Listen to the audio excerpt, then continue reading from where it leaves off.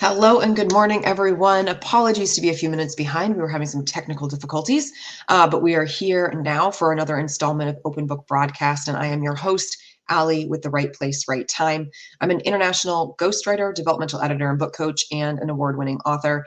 And here on Open Book Broadcast, we talk about all the things writing and publishing, everything in between, and we are open books about it with the occasional cuss word. So you have been warned. Don't like cuss words? You might not want to tune in. If you are joining us today live, we would welcome your comments so that we can address those while you're here tuning in. If you're catching the replay, we still welcome your comments. We can go back and we can respond a little later. Today's topic for Open Book Broadcast is bravery in being seen and heard. And I have two fabulous women and guests with me today to dive into this topic of being seen and heard. And what I think is going to be really great about our conversation this morning is that it's not going to be just about being seen and heard in our writing, but also being seen and heard in our professional spaces. And so I'm super pumped to be in conversation with them this morning. Now, before I just open up our conversation, I want to properly introduce the two people that are here with me today.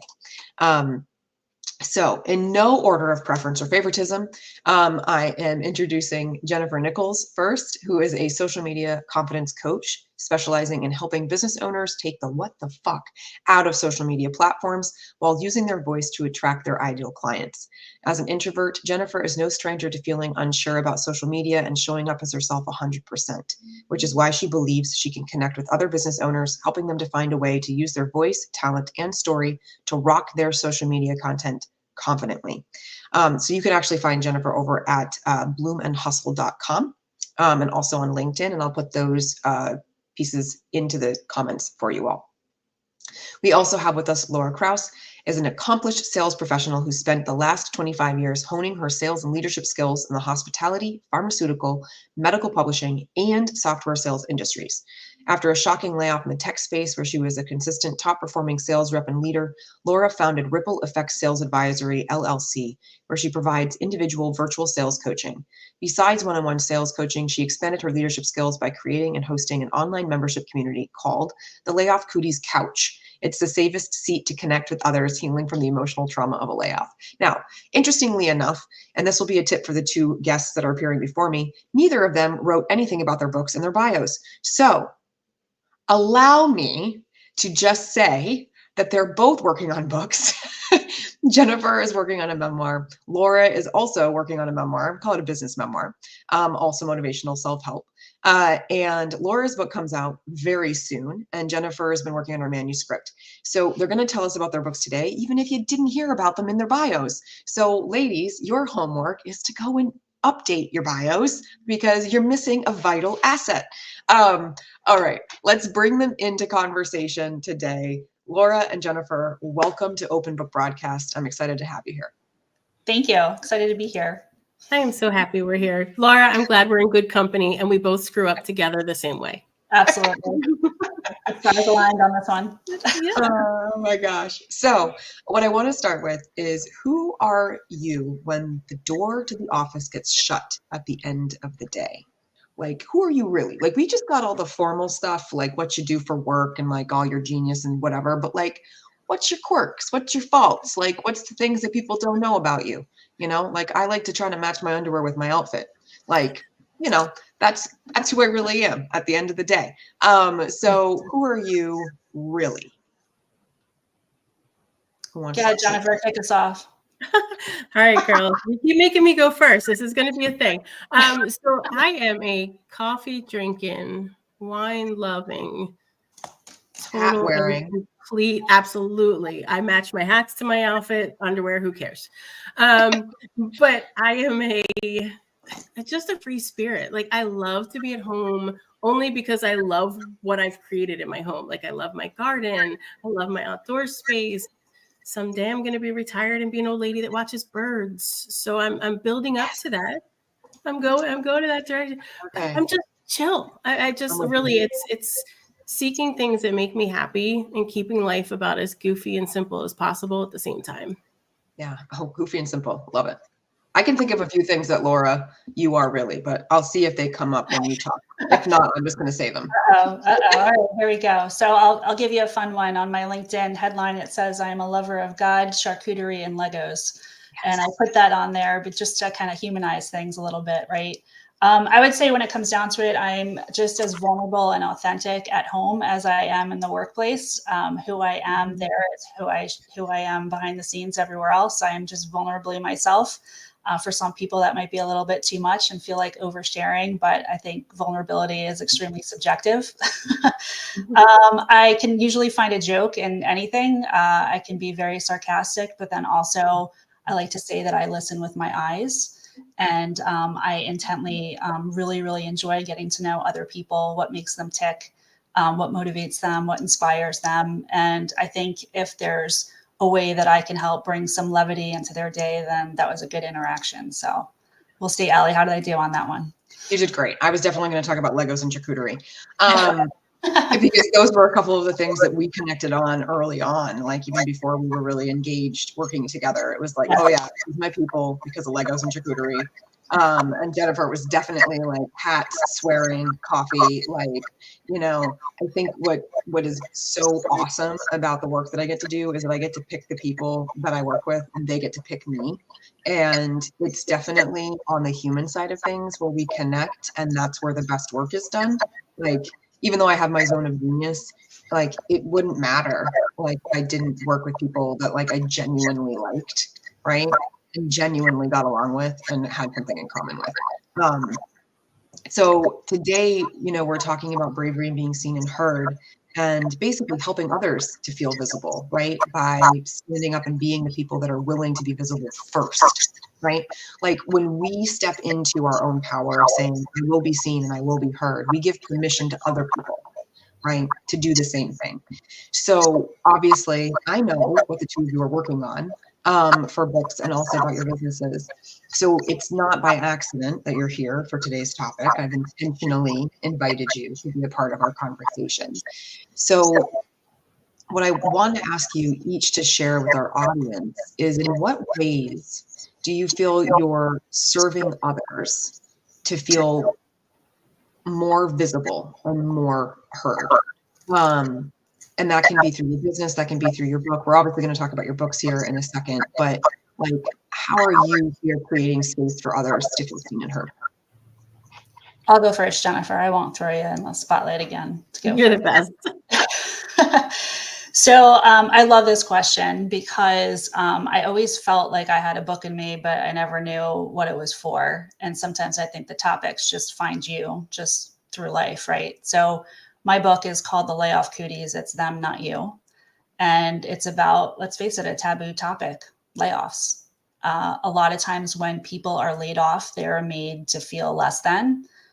They're rejected from their work from whatever circumstance, for a reason why they were laid off. And it creates a lot of self-doubt, a lot of self-identity issues, maybe some imposter syndrome that comes in. You know, was I really this, you know, prolific sales rep and sales professional for 25 years? How could they get rid of someone, you know, who was a top performer, right? You have all of these things that you second guess yourself about yourself. So I think by me sharing my story through the lens of the 7 stages of grief, it's opening up the conversation about the emotional trauma that people go through when they're laid off.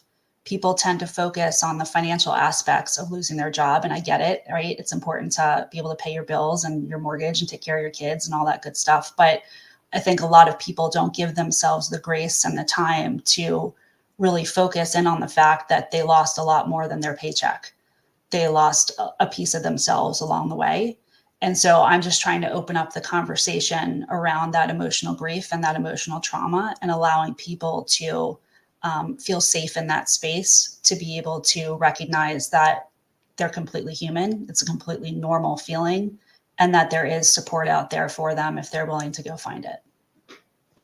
Yeah, gorgeous. And we're going to talk more about the Layoff Cooties this morning. Thanks, Laura, for giving us a little taste of your book, but also for being a voice and a leader in the layoff community. I think the other thing that I want to underline is that people who experience a layoff, I think it's not just self-doubt that they wonder if maybe they weren't good at their jobs or something, to begin with, or weren't good enough. And in your case, you're a top performer, so it was even more baffling. But I feel like a lot of people, especially on the outside, look at a layoff and think that layoff and performance are somehow interrelated or interconnected, when really it could have nothing to do with performance. Which in your case, you're pretty sure it wasn't. So, all right, we'll move on for now because we're going to come back. But Jennifer, what about you? How are you serving people out there to feel more seen and heard? So unlike Laura, there was no desire for a book in my life. I'm wordy, I'm chatty. I will tell you all what I'm thinking and feeling, but to put that into words, still a really big struggle for myself. I can use all your words and make brilliant content on social media, but it's a different level that way. So for me, I've always had a fire and a passion. There are a few things. You got to do good in the world, and you got to be good in the world. So for me, it's about light. And based on my experiences through being stalked, then being cyber stalked, then being stalked through our court system, which I didn't even know that could happen. So I feel like I learned and I grew, as well as I struggled with all of that. But I think that gives me the ability to say I had to find my own way and make my own rules. And I didn't know these rules in the court system existed, and they're screwed up. So why does social media have to be that screwed up? Why did I have to be afraid to be on social media? Why did I have to follow all the rules that the people said? Like, the last thing you want to do in life is tell me what I have to do. Like, that really doesn't flow for me. And so I feel like that's the gift that I give to humans anyway. Like, just show up as you. I want to know you. I don't care about the rules. I don't care about the right words, the prim, the proper. I just want to know you. And I think that my experience has given me the chance to tell my clients it works. The best thing I ever did for my business was take all the layers off and say, fuck it, here I am. And so far, nobody's turned their back on me. So clearly, me being me is working to my favor. Maybe some people don't show up because they don't love it, but that's okay too, because there's so many people in the world that they can lean to in another direction. But I feel like when we give ourselves the ability to trust in what we know, trust ourselves, and just be ourselves, suddenly life and also social media become a lot easier. And why should it be hard? Like, we don't even have to do it. Like, the truth is, you don't have to show up on social media. But if you think it's good for your business, you can. And the best way to do that is just to be you. It doesn't mean 7 times a day in video land. It just means when you can, when you want to, and how you do best is by being you. And so hopefully my book someday will show people that too. Like, I want people to see that there's more. So there's the crap and there's all the stuff. Like, even with Laura's stuff, you're laid off and there's like a pile of shit you're under. But then what comes next? Like, how many amazing women have started businesses after a domestic violence issue, after being laid off? Like, let's celebrate the what comes next when you have the freedom to be you. You don't have to worry about all the pressure of the stuff, and you just get to be yourself. And so I hope that my book shows that there's safety in telling your story, and that there's a really bright side on the other side of it. You just got to go over the shit pile to get there. Yeah, I'd love to just piggyback on what you said too. I am not a social media maven at all. I used to say that it was the downfall of our society for years. And I think my family thinks it's hysterical that I spend so much time on LinkedIn day in and day out, because it's really the only social media platform that I'm on today. But I was in such dire need of connection after my layoff that I just started posting vulnerably literally the day after I was laid off. And the visceral emotions of what I was feeling that day is what I posted. I never scheduled anything in advance. For someone who's a type A personality and plans things out, like, that's not how I approach social media at all. And all of a sudden, I found this tribe of people who were just clinging on to each and every post, because I was saying the things that they wanted to say, but they were afraid to say. And there's a amount of power in that, right? And so sharing our stories with other people, and what I hope people will get from my book is that my words will help them find theirs. And there's real power in that, and there's real healing in that. Mm-hmm. I love it. Cool. So good. We have a guest with us from LinkedIn, so long as they're still here. We've got a hello, we've got a clappy hands, we've got a congratulations, you got this. I would love to name this person and say, hey there, but I'm worried about mispronouncing their name. So if you are still with us, if you would like to put your the name pronunciation into the comments so I can give you a proper shout out, I would love to do that. As somebody who is usually Allie by everybody else, because Alyssa was always so darn hard for everyone growing up, like I'm extremely sensitive to screwing up people's names. So you both brought up something interesting, which is like, you know, putting yourselves out there, but then also like feeling safe to do it, right? And this is not a question that I had sent to you ahead of time because it didn't occur to me, but since it's come up, I feel inclined to ask it. How have you each created that level of safety for yourselves in putting yourself out there in an authentic and vulnerable way, knowing that you are being visible and so therefore people are seeing it? Now, Laura, in your particular instance, this is a very specific circumstance, right? Because you have prior employers and colleagues who creep up on your LinkedIn on occasion. You can see that they're looking at you. She can see that you're looking at her. Okay, you're not being sneaky enough. Back off, leave her alone. Okay. And like, I'm going to mama bear on this live stream. So Laura, you have that kind of angle that you have to consider, right? And then Jennifer, a while ago, you had to consider, like, is this very unsafe person going to find me and start this cyber stalking all over again, right? And these are real concerns for other people. Like maybe not in the exact same way, but they have their own kind of circumstances for which they are terrified to put themselves out there. So how have you navigated this feeling of safety while still being true to yourself? I'm volunteering Laura to go first on this one, only because it's so raw for me today, because yesterday I had a conversation with someone who's a previous client and is now running into a potential situation where they are concerned that someone may create some problems for them. Granted, it was more about bashing their business because they didn't like something they did personally. However, it's a fear. It's a fear that's unique in the sense that each situation is different, but the common aspects are, what will people think? What will we do? How do we protect ourselves? It's all the same stuff, but we feel so alone. And that's the problem. We're not alone. And like Laura experienced when she just started talking, suddenly people were like, yeah, me too. Oh, I totally feel that. Yes, I've thought that too. And so I hid everything I was going through from everyone, even the people I loved. But I thought I was doing the right thing by protecting them and figuring it out in my head. Totally wrong, because what happened was this person ended up contacting every single person I knew that they could find a way to contact, and pretty much laid it all out on the table. And none of it was true, but here it was. And suddenly I had to deal with it. The fear of that is devastating. However, what I saw was that suddenly people were like, wait, what is this? Why didn't you tell us sooner? How can we help? What can we do? Have you thought about this? So when we keep things to ourselves, that's our first mistake, because we lose out on the ability to create that tribe.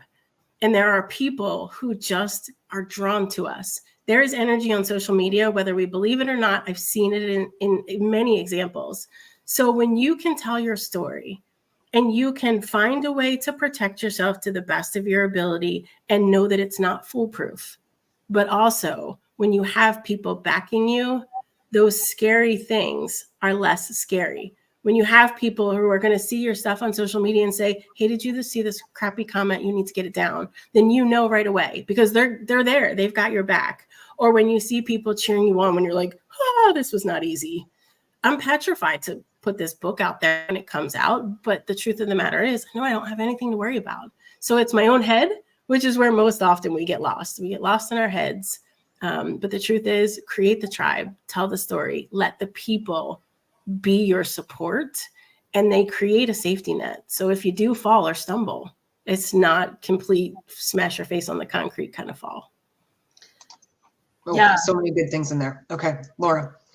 Yeah, so a couple things. One, I think the reach on social media is far greater than we even know, right? What you see in the thumbs up emojis and the comments and the engagement is one thing, but the level of connection that you get when you wake up after a visceral post and there's now 100 DMs waiting for you to read through of people wanting to share their story, but they're too afraid to show out on social media at the thumbs up or the commentary, that's when you know that your message is really resonating. And so for me, it's interesting. Allie, you talked about the creepers from my previous company. It used to bother me, and I wrote posts about it. It doesn't bother me anymore. And here's why. They're interested in what I have to say because they know I'm speaking the truth. And so what I've done now is I actually take a screenshot of them showing that they viewed me. I go into my DMs, I paste it in there, and I say, hey, John, how you doing? Let me know if there's anything I can help you with. And it's amazing. Sometimes people write back and they're like, oh, Laura, just wanted to see what you're up to these days. Hope you're doing well. Then there are people where it's crickets. And then there are others where they're like, oh shit, I'm going to block her now. Or I choose to block them now, right? Like that's the thing. Like when you put yourself out there, you're going to have lovers and haters always, right? But if you have an important story to tell, I assure you that your percentage of lovers is a lot higher than your percentage of haters out there. And they're louder. They're truly louder. And here's the thing that I love to remind my clients, because even just random people, they're afraid of negative feedback. You know what? It works for the algorithm. And all the thing is that you beat the algorithm. So let those haters show up. Let them look around because they're helping you. So their hate is even less likely to be impactful because they're benefiting you. So if you can find a benefit in all of the junk, I think that's a beautiful story. I love that you're brave enough to send them a message, Laura. Fantastic. But what I've seen more often than not, even with myself, is most people look because they know that their comments are watched. They know that they're going to be seen if they click a like. It's shared everywhere. It's the way social media is. But when your engagement is low, if you don't see people saying anything, but you know your topic might be hard, it's because they're trying to figure it out and process their own stuff before they come to you and say, can you help me? I have this problem too. So just be patient.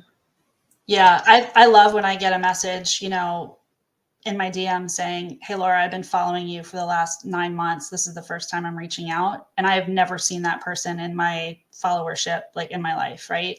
Like that's what I'm talking about, how far reaching it is. Like you have no idea what one post can say or do for somebody else to change their perspective on so many levels. I've experienced it myself, and it's really, I think, a superpower. I think it's one of the least talked about things on LinkedIn, really. Yeah, I think really what we're talking about here is like planting seeds, right? Like you plant the seed and you don't get petals and blooms and blossoms like right away, because not everybody is going to be comfortable to reach out, but you don't know when they might, right? Because they're on their own journey and their own trajectory and at their own pace. And I've certainly seen that happen on my end. I'm not trying to be a YouTube influencer. And yet there are people that will reach out after watching umpteen YouTube videos that I've got. And finally you're like, hey, I've watched everything that I can on your YouTube channel. And I'm finally reaching out to like strike up a conversation. And I'm always like, YouTube, what? But you just don't know. Like, so you have to put yourself out there. You have to be brave. And I think what both of you are really alluding to is that like fear is going, just like shame, fear breeds and grows and expands in silence and isolation. So the best way to combat the fear of being seen or heard, right, is to put it out there and have people surround you with likeness, right? Now, that being said, there is a fine line, folks. Being seen and heard when you're just spewing hate and vitriol, not okay. So that is not what we're talking about. We're not saying like, oh, be brave to go be an asshole. No, not what we're promoting. But really sharing your humanness, your complexity, your nuance, of who you are on the planet in this life, that is what we all are about.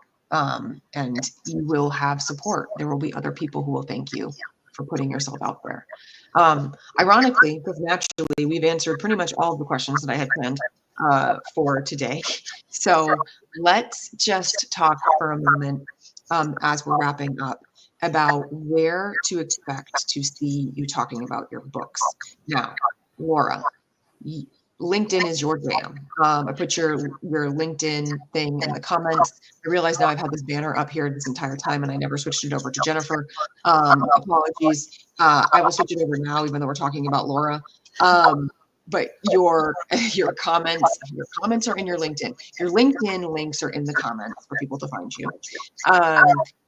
Laura, when should we expect to see your book out? Can people pre-order it? Like, what's the deal with the Layoff Cooties?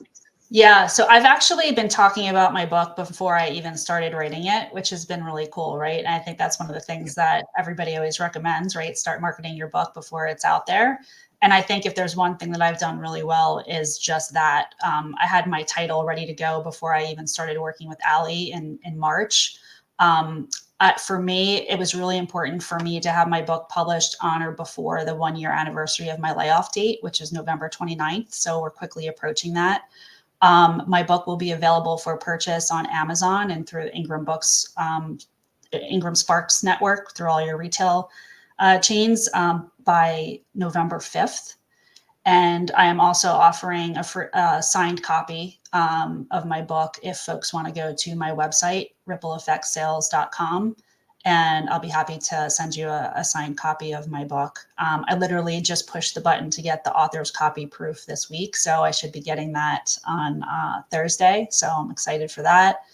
And it's really been a lot of fun sharing the authoring journey on LinkedIn over these last 9 months. I've helped share kind of like the education process of publishing, and I've talked about Allie and my editing team and my book designer along the way. And just, I feel like people are really invested in not just the story, but the process as well. So I'm super excited for this thing to go live on November 5th. Yeah, and if you guys want to see what it looks like, Laura posted recently a picture of the front and back cover design. It's really, really sharp and a lot of fun. So definitely go connect with her over there, and be sure to go to rippleeffectsales.com for your signed copy. I put that into the comments, so you've got that information. Jennifer, what's on the horizon for you with this book? Say it out loud to all these people. Commit to something. Well, the good news is my email signature does say author. But so for me, Allie, I love that you knew the name, and I love that the name is fun because it takes that really hard topic and gives us a minute to like pause and add humor to it, which lightens everything. And that's my struggle. I don't know. My brain needs the book title, just like your brain needs like all the things in place. My brain's like, but there's nothing to say. Like, the book is not really what I would want to name it. So for me, it's such a heavy topic that I struggle with the name. And that's what I want more than anything, is to feel confident that this is the name of the book. Cooties is already taken. So there's that down fall. But really, I believe that I waited until both of my stepkids were 18 so that I could start writing the book, because I wanted them to have a grown-up perspective of asking me questions. I will never hide what happened to me. I will never deny it. So I want to be able to share that with them, but I wanted them to be a little bit mature. And so now they are both over 18. And so I've started writing shortly, like right before our daughter turned 18. So now I am hopeful that fall of 2025 will be the time frame. But I'm also optimistic that life happens. So we'll see. But my goal is fall of 2025, mostly come hell or high water, because I'm just done waiting. Yes. All right. So you heard it right from her, folks. Fall of 2025. So you want to go connect with Jennifer on LinkedIn. Yes, check her out at please. Boom and Hustle, so that you know when that book is going to hit. And I'm sure she'll start talking about it more on her own social media channels as she do a little. If you look at the words, it's there. And like Laura, LinkedIn's my jam. It's my favorite place. We'll have to get her working on that title so she can feel really confident in just letting it fly. So I want to thank Jennifer and Laura for joining me today. I hope that people who joined us live or catching the replay got a lot of value from what they both shared about putting yourself out there, being brave, being authentic, being vulnerable, telling your story, showing up, and saying the things that are truthful to you, because the world really does need them. And there are people like the rest of us who want to hear from you. So we're going to wrap up for today. We have another open book broadcast coming up next month on November 15th. Nope, just kidding. November 12th at 10:15. And we'll be focusing on believing in yourself, because let me tell you, you don't believe in yourself and you don't got the right mindset, it's really a much harder game to play. So tune in then with a few more fabulous guests as we talk about believing in yourself when you go about writing your book. Until then, keep it real, keep it fun, and keep being you. See you next time. Take care.